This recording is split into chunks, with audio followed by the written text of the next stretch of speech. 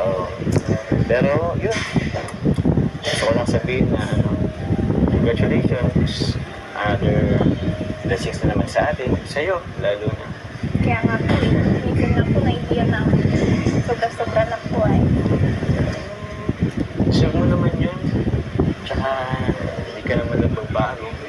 Sobrang humble mo pa rin. Kahit sobrang sikat mo.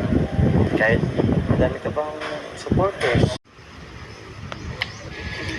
So ay mga kalingap, welcome back sa ating channel. So ngayon po, dito po tayo, nakasikaso po natin yung magiging lupa po ni Jomar and ni Carla.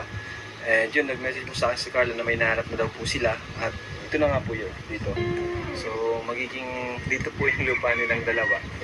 At ayan, siguro kausapin namin yung ahente para makabayad na rin po kami.